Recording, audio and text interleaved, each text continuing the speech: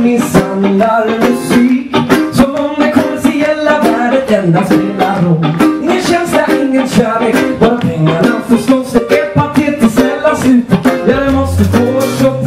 Den här gobba som vi flocken bör behandlas med respekt. Det är långt ifrån den verklighet vi lever. Det vet vi idag, men det finns så många människor som pissar på vår konst. Så det är upp till oss med kakor samt för människor förstår.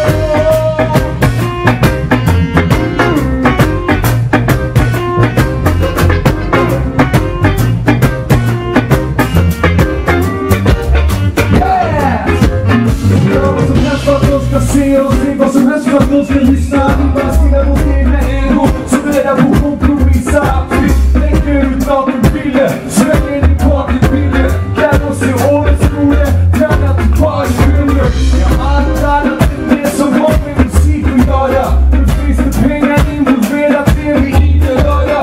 För alla vill vi nå framåt, så vill vi alla gå sitta hos ungefär. Och varför tycker vi är samma sätt?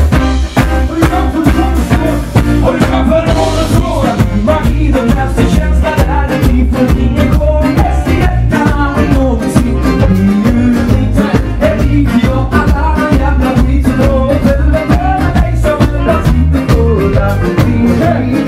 Men du ska alltid finna mammor i musik som bygger på världen. Bygger på världen, vi bygger på världen. Som fyller ut världen, efter de världen. Tyngder som världen, vi bygger världen. Under livets vandring, många tappar suger på världen.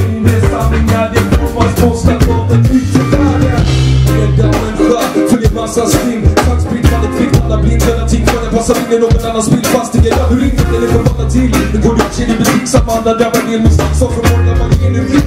Men mer destruktiv, funktion av en hel industri. Men här är vi och kan säkerställa tunnelbanan tjäna pengar i politik. Där ingen kan ställa sig själva endast för jag blir kända stämplar. Existensen inte värd att lämna eller vad ska man säga hjärtat om. Jag bekräftar att ser ingen rikare i musikliv för att det saknar känsla. Och vi kan ju alltid världens detta. Vad ska vi för musik ska bli magi, de här som känsla.